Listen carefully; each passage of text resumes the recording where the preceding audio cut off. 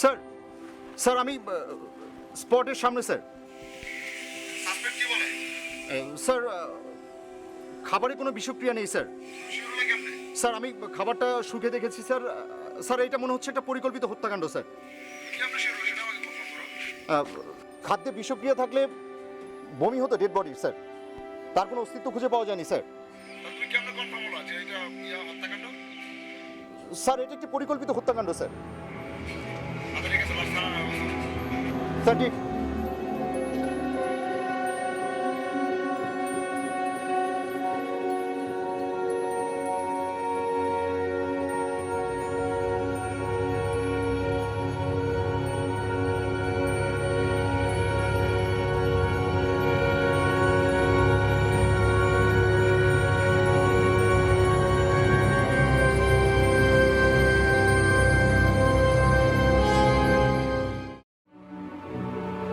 সুমি, আপনি নিশ্চয়ই আমাকে শুনতে পাচ্ছেন। আমি ঠিক এই মুহূর্তে সে ঘটনাস্থলে আছি এবং আপনি আমার পেছনে দেখতে পাচ্ছেন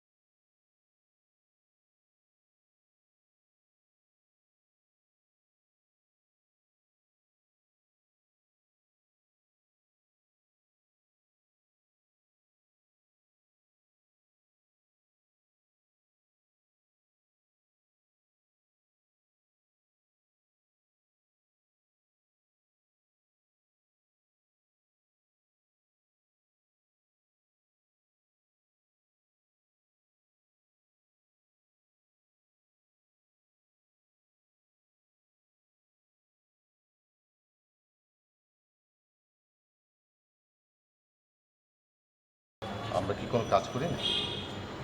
অবশ্য আমাদেরও দোষ। 15 দিনের মাথায় পরপর 2টি খুন, এটা নিয়ে সারা দেশে তোলপাড়। আমরা তো এটার দায় এড়াতে পারি না। কিন্তু স্যার আমরা আমাদের চেষ্টা মতো এগোতে পারছি না।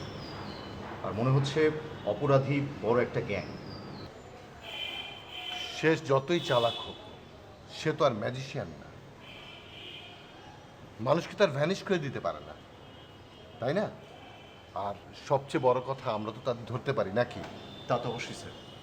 কিন্তু স্যার আমার মনে হচ্ছে আমাদের আরও বেশি সতর্ক হতে হবে এবং এই মামলাটি পরিচালনার দায়িত্ব দিতে হবে এমন একজন অফিসারকে যে খুব দ্রুততার সাথে মামলাটি পরিচালনা করতে পারবে এবং যার পূর্বে এই ধরনের মামলা পরিচালনা করার অভিজ্ঞতা আছে। Yes, you got the point. এবং ইরফানের পক্ষেই সম্ভব এই কেসটা সমাধান করা। এবং এই কারণেই আমি এসপি স্যারকে রিকোয়েস্ট করেছি তাকে যেভাবেই হোক এই থানায় ট্রান্সফার করার জন্য। ইরফান স্যার, উনি কি এই মামলাটি পরিচালনা করতে পারবে বলে আপনার মনে হচ্ছে?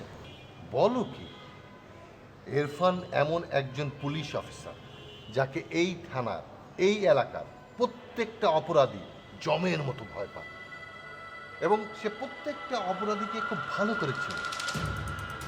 আর সবচেয়ে বড় কথা হলো তার একটা ভালো ইনফর্মার টিম আছে, যাদের সমন্বয়ে এটা করা সম্ভব।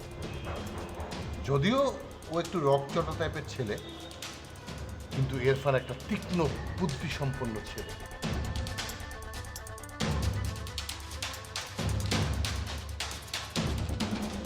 ভাই, পাবলিক প্লেসে সিগারেট খাওয়া ঠিক না। আপনার সমস্যা কি? আমার সমস্যার চেয়ে বড় কথা হইলো এটা আইনগত অপরাধ। 300 টাকা জরিমানা আর অনাদায়ে জেল। আপনি আইন মানেন না? আপনি কোনো আইন মানেন না? এই, চল।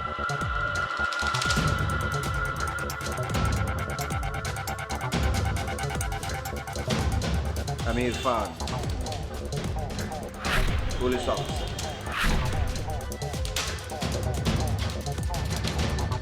যারা আইন না মানে ওপরে আমি আইন শিখব।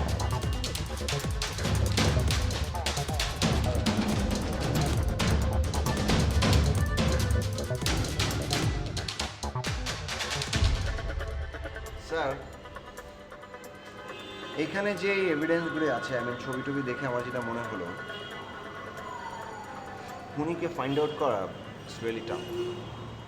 তবে যেখানে ঘটনাগুলো ঘটেছিল সেখানকার লোকজনের সাথে কথা বলতে পারলে খুব ভালো হতো স্যার।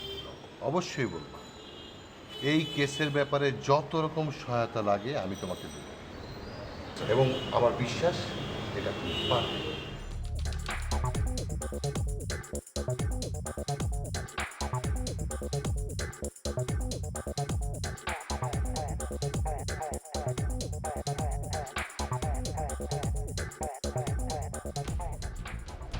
মাইক্রোবাসের গ্লাস এবং যে খাবার খেয়ে মারা গেল সে টিফিন ক্যারিয়ারে এবং মাইক্রোবাসের গ্লাস দুটোতে কিন্তু বাটারফ্লাই।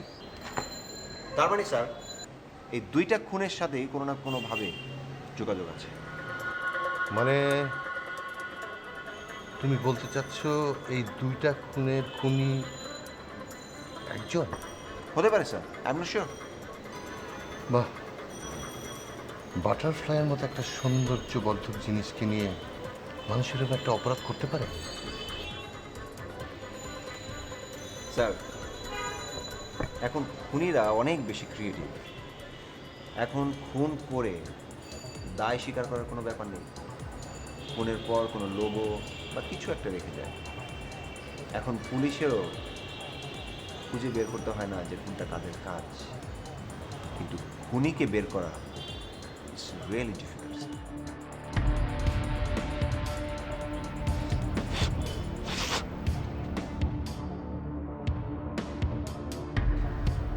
ওস্তাদ, খালি তো হাঁটতে আছেন, কিছু কি কবেন? আমি লম্বা একটা সময় ঢাকায় ছিলাম না।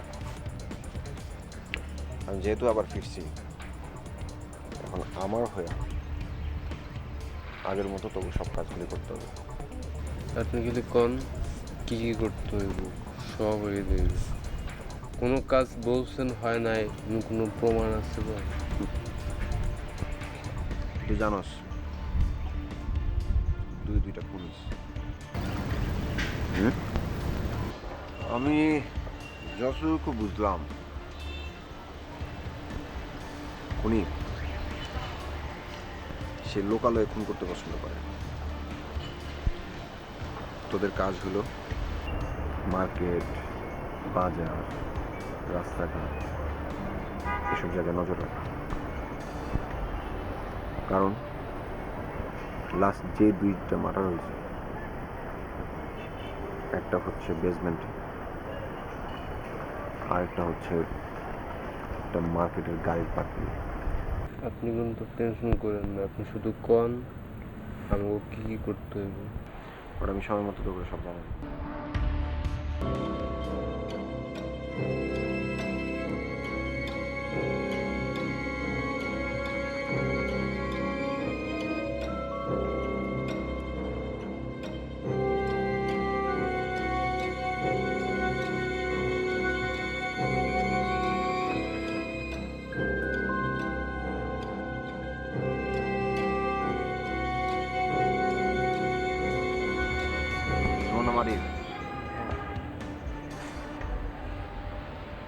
সেলিমেটা কত বছর হলো ভাড়া নিচ্ছে? এই 4-5 বছর হইব। তুমি কি জায়গার মালিক? না আমি না, আমার বাসায়। ওকে। তুমি এখানে কি করো? আমি দেখাশোনা করি একটু। ওই দিন তো সেলিমের বউ আসছিল না? হ্যাঁ, ওই সেলিমের বউ আসলে তাহলে বাড়িতে কে ছিল? সেটা আমি কিভাবে বলবো?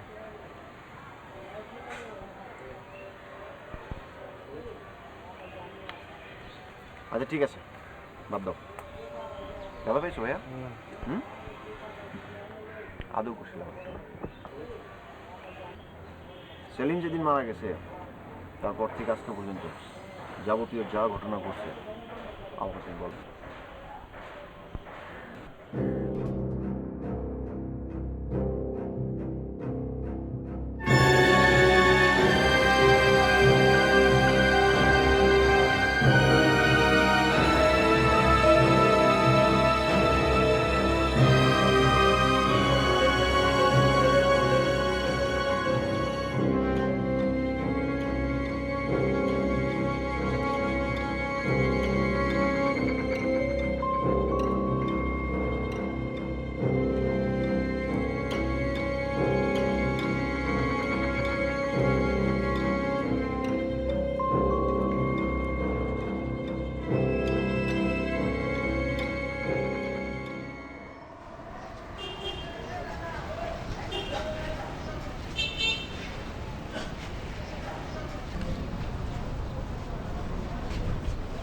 তুমি সিকিউরিটিতে থাকা অবস্থায় সে মারা গেল? স্যার আমি বাইরে গেটে আসছিলাম স্যার, সুন্দর তো হয়েছে পার্কিং। ভালো। গত মাসে তোমার সাথে তার ঝগড়া হয়েছিল না? জি স্যার। কি নিয়ে? স্যার ক্রিকেট খেলা কেন্দ্র করে। তুমি তার থ্রেট দিছিল? জি স্যার, হাসতে হাসতে আমি বলছিলাম তোর আমি গেল। ভালো।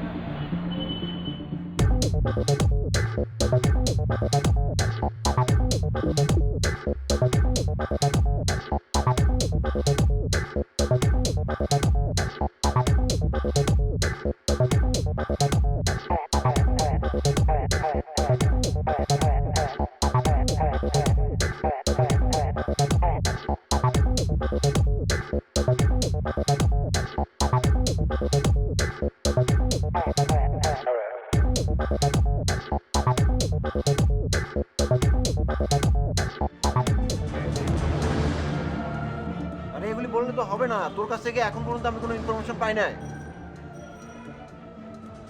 লাল এখনো সময় আছে, তোর লোকগুলো ঠিক মতো কাজে লাগা। আচ্ছা লাল তুই ফোন রাখ, আমার একটা ফোন আসে।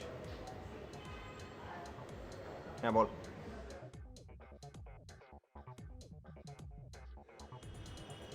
তুই শিওর?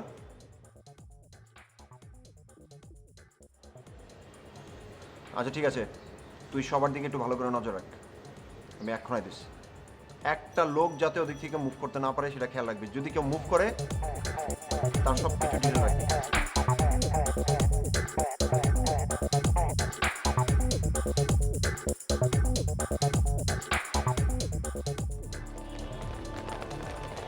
লাশ মর্গে পাঠানো হয়েছে? জি স্যার। স্যার আপনার ইনফর্মারের ইনফরমেশন অনুযায়ী তাদেরকে গ্রেপ্তার করে আমরা থানায় পাঠিয়েছি। আমরা যাদের সন্দেহ করেছি তাদেরকে আমরা গ্রেপ্তার করেছি। স্যার একটা বিষয়, প্রত্যক্ষদর্শীরা বলল যে লাশটি যখন এখানে পড়েছিল তখন একটি মেয়েকে এখানে দেখা গেছে। সে কই? মেয়েটিকেও থানায় পাঠিয়েছি।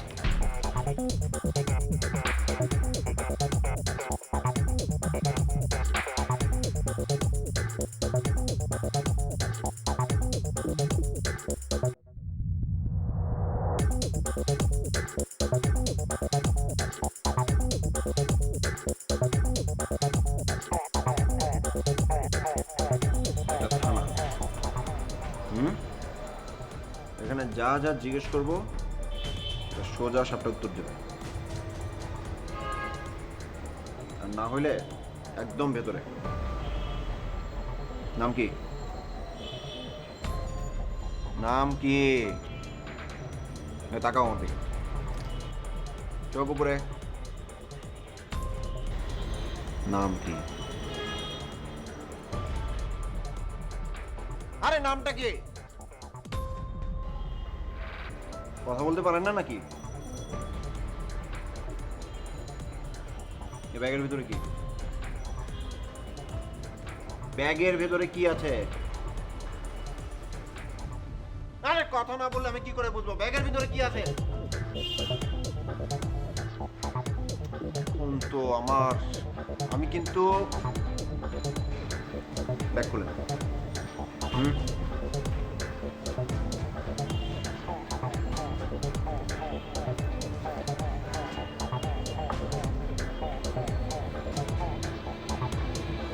পাশে পকেটে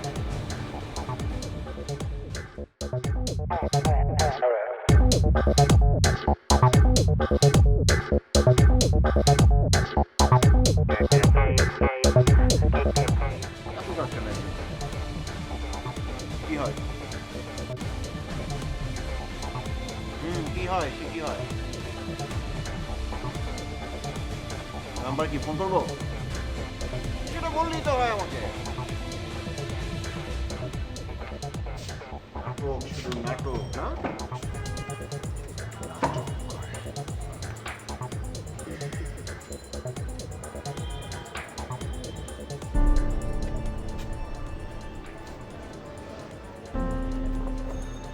হ্যালো, কে ডাক্তার শাহেদ বলছেন? একটা মেয়ের কাছে আপনার অনেকগুলো ভিজিটিং কার্ড পেলাম, সেই জন্যই আপনাকে ফোন করা।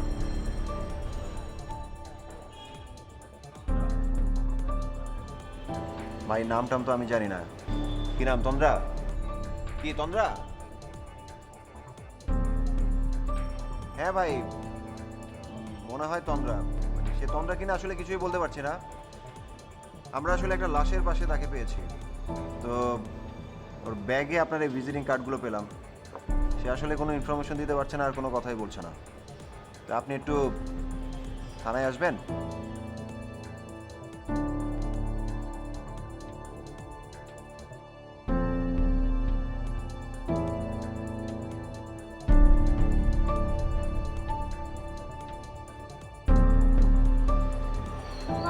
আরে থামেন আপনি। আপনি চিনেন ওনাকে? মেয়েটি মানসিক প্রতিবন্ধী, কথাবার্তা খুব একটা বলতে পারে না, সারাক্ষণ একটা অজানা আতঙ্কের মধ্যে থাকে। আমি ওর চিকিৎসা করছি। ও, তা আপনি যেহেতু তার চিকিৎসা করছেন, তাকে বাইরে বেরোতে দিলেন কেন? আমি ওকে মাঝে মাঝে ঘুরতে বাইরে পাঠাই, কারণ ওর মনের ভিতর থেকে ভয়টা দূর করতে হবে। আমার মনে হয় যে তার এই ভয়টা মানুষকে নেই, সেই কারণেই মাঝে মাঝে বাইরে পাঠায়, যাতে এই ভয়টা দূর হয়ে যায়। ভালো। আচ্ছা, আপনি ওনাকে একটু জিজ্ঞেস করেন লাশের পাশে বসে কি করছিল।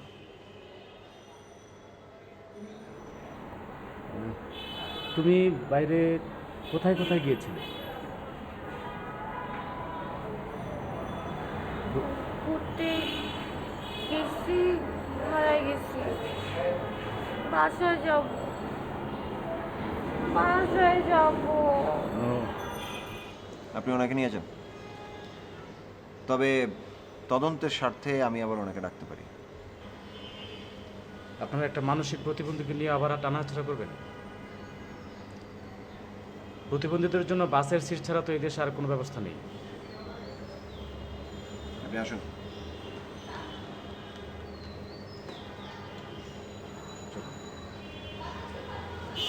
শুনুন, এই যে আপনার কার্ডগুলি আমি একটা রেখে দিলাম।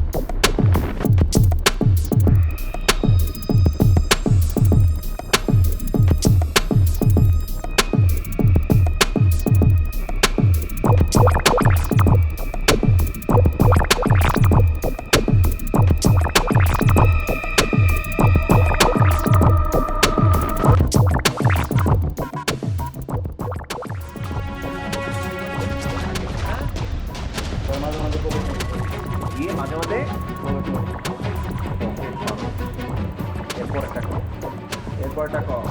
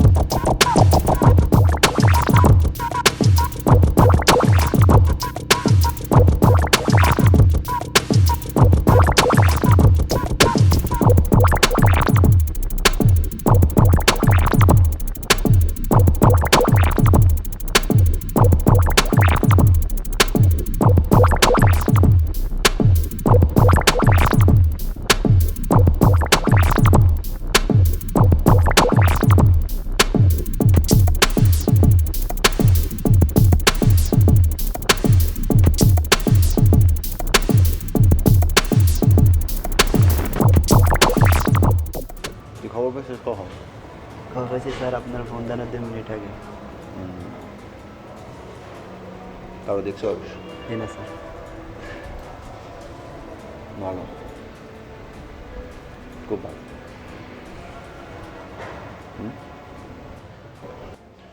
তো করে মানে তোর ওস্তাদরে আমি কয়ে দিলাম যে ঠিকঠাকভাবে সব দিকে নজর রাখতে, চোখ কান খোলা রাখতে।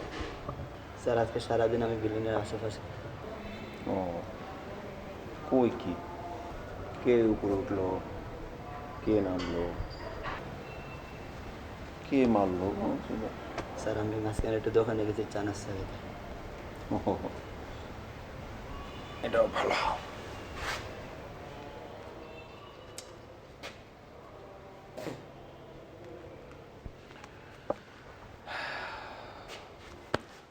আমার খাওয়া দাওয়া বন্ধ আর তুমি যাও দোকানে চা নাস্তা খাইতে না? স্যার চা নাস্তা খাইতে যাও। চা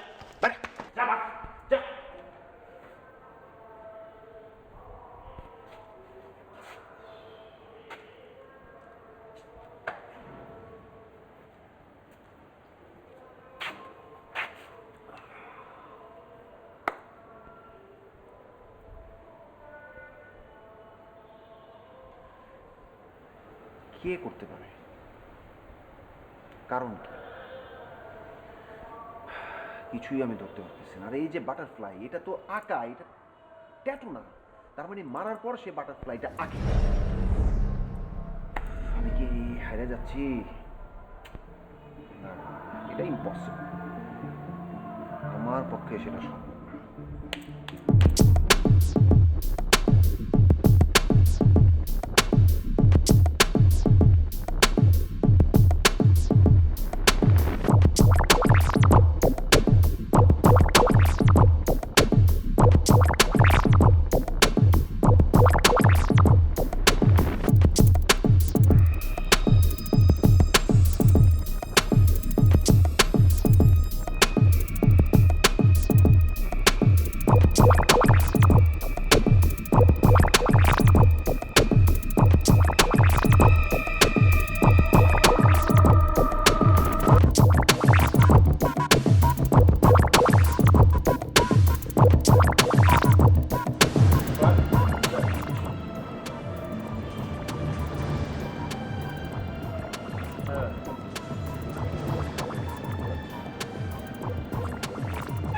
স্যার ব্যাপারটা একটু জটিল।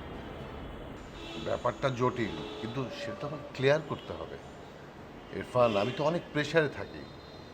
মিনিস্ট্রি থেকে প্রেশার, হাইকমান্ড থেকে প্রেশার, প্রেসের প্রেশার, আর আমাকে প্রত্যেকটা ক্ষেত্রে জবাবদিহিতা দিতে হয়। তুমি তুমি জিনিসটা ভালো মতো করার চেষ্টা করো। স্যার আমাকে আরেকটু সময় দেন। আমি কেসগুলোর খুব কাছাকাছি চলে এসেছি। খুবই শর্টলি আপনি এর একটা রেজাল্ট পাবেন। কিন্তু সেটা কি আমাকে বলো। স্যার, যে কয়জন খুন হয়েছে তাদের প্রত্যেকের বাড়িতে আমি গিয়েছি। তাদের ফ্যামিলির সাথে কথা বলেছি, তারা যে এখানে কাজ করতো সেখানকার লোকজনের সাথে কথা বলেছি, ওই চারপাশের যত লোকজন আছে তাদের কাছে জানতে চেয়েছি তাদের সম্পর্কে। ইভেন স্যার আমার যে ইনফর্মার আছে তাদের সাথে আমি কথা বলেছি, তারা আমাকে যে ইনফরমেশন দিয়েছে, স্পেশালি আমি বলবো যে ওদের ফ্যামিলি থেকে যে কথাগুলো আমাকে বললো যে তাদের কোনো শত্রু নেই। শত্রু থাকবে কি করে স্যার? কারণ এরা প্রত্যেকেই হচ্ছে নিম্ন মধ্যবিত্ত ফ্যামিলি, আর ফ্যামিলি থেকে কাউকে সন্দেহ করছে না। তো এটাই স্যার আমার কাছে সবচেয়ে বড় একটা ক্লু। কিন্তু আমি তো এখানে কোনো ক্ষেত্র দেখতেছি না। আচ্ছা স্যার, স্যার ক্লুটা হচ্ছে যারা ভিকটিম মানে যারা মারা গিয়েছে স্যার, এদের কর্মজীবনের শুরুতে প্রত্যেকেই আমিন সাহেবের বাড়িতে কাজ করত। এই চারজনই আমিন সাহেবের বাড়ির কর্মচারী ছিল স্যার। এটা একটা বড় ক্লু। গুড। আমার বিশ্বাস তুমি এখন একটা সম্মানজনক অবস্থায় যেতে পারবে, এবং এটার সাথে আমাদের ডিপার্টমেন্টের সম্মান জড়িত, এবং আমার এটাও বিশ্বাস এই কাজটা তুমিই করতে পারবে। Thank you sir.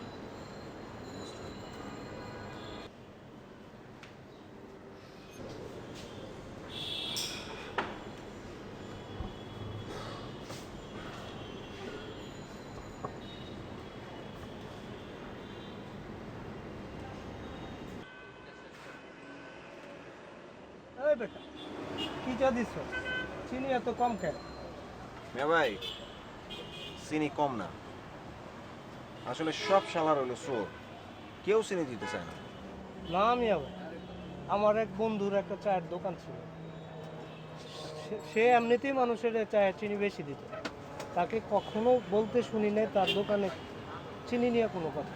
বাহ, ভালো তো। তো ভাই আপনার সে বন্ধুর দোকানটা কই? একদিন যা চা খাইতাম। আসলে তার দোকানটা এখন আর না। কারণ কি, ব্যবসা চেঞ্জ? ভাই শোনেন, মানুষের আচার আচরণ, মানুষের ব্যবসা সব কিছু হইল প্রজাপতির মতো। আজকে ব্যবসা শুরু করে, তারপরে ছোটাছুটি করে। প্রজাপতি মানে? প্রজাপতি মানে কিছু না,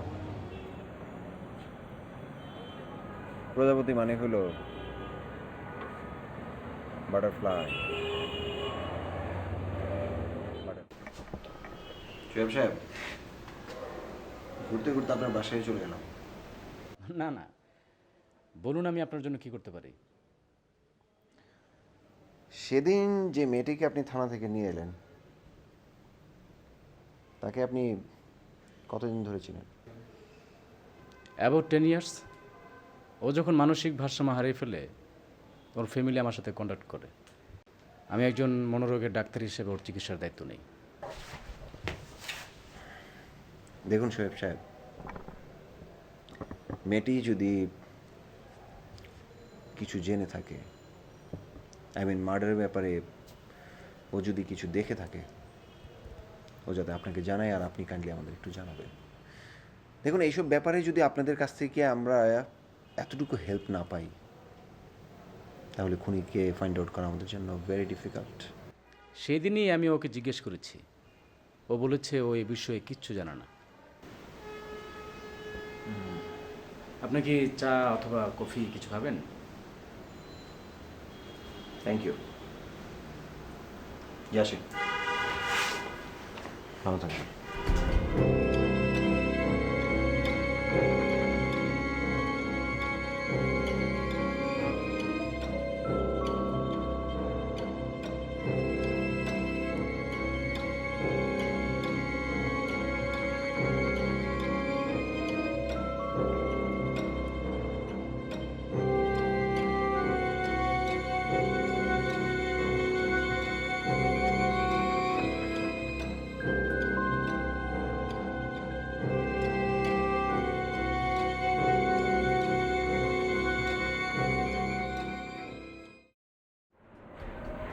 মিস্টার ইরফান, আগের 4টা খুন আমিই করেছি,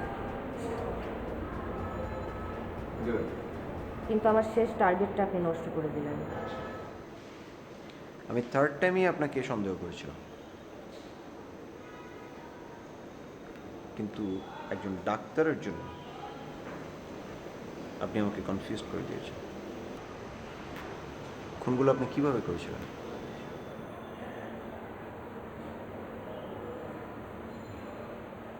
সেলিমকে খুন করাটা আমার জন্য খুব টাফ হয়ে যাচ্ছিল, কারণ সে গ্যারেজ থেকে কখনোই বের হতো না। আমি ওর বউকে ফলো করা শুরু করলাম।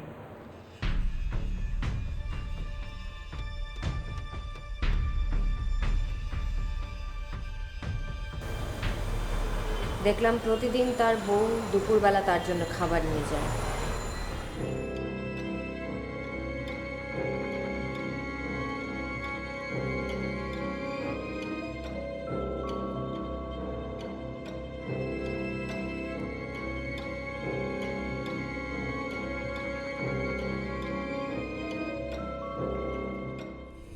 কি করো সারাদিন কি ভয় থাকো ঘুমাস লাগাই ওই ওই চুপ মারামারি ওই মারামারি মা ফোন কর হ্যাঁ খামু না তো সময় লাগলো কেন টাকা আসুস কে কাল রাতে মারের কথা ভুলে গেছস হ্যাঁ ভুলে গেছস একদম চুপ করে কালাই দিমু বাপে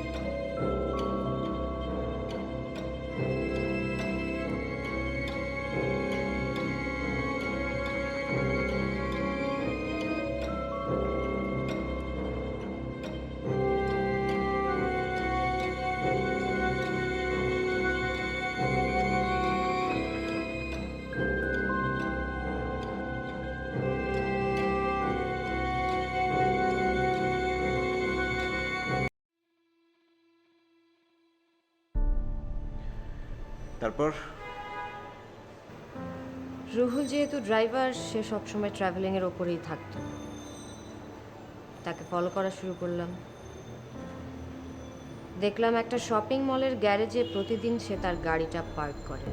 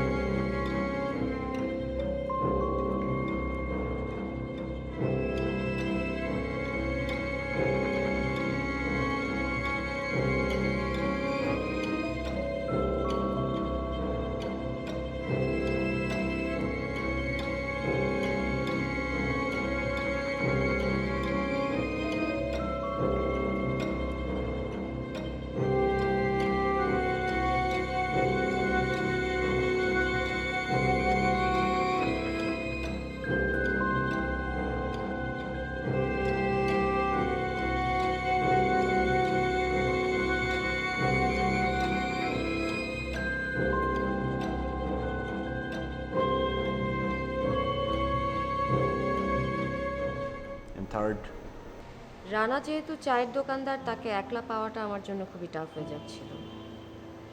সবসময় ওর আশেপাশে অনেক লোকজন থাকতো, কিন্তু ভাগ্যক্রমে একদিন তাকে একলা রাস্তায়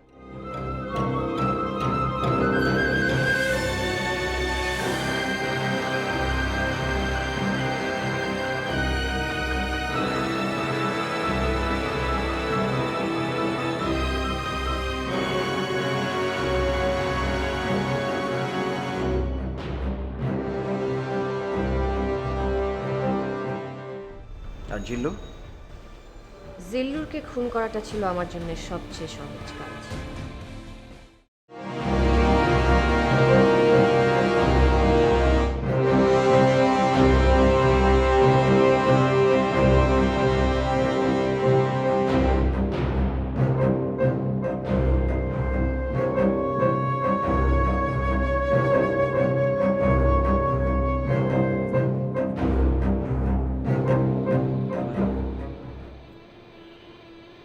যে চারজনকে আপনি খুন করেছেন খুব সাকসেসফুলি করেছেন।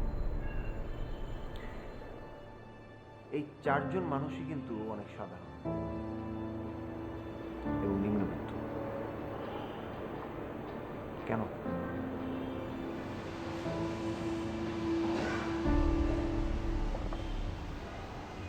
তখন আমি কলেজে পড়ি, বন্ধু বান্ধব নিয়ে দারুণ এক পৃথিবী আমার। পৃথিবীর সব কিছুই তখন আমার কাছে রঙিন, একদম প্রজাপতির ডানার মতো। কিন্তু এই নর পশুগুলো আমাকে তা হতে দেয়নি।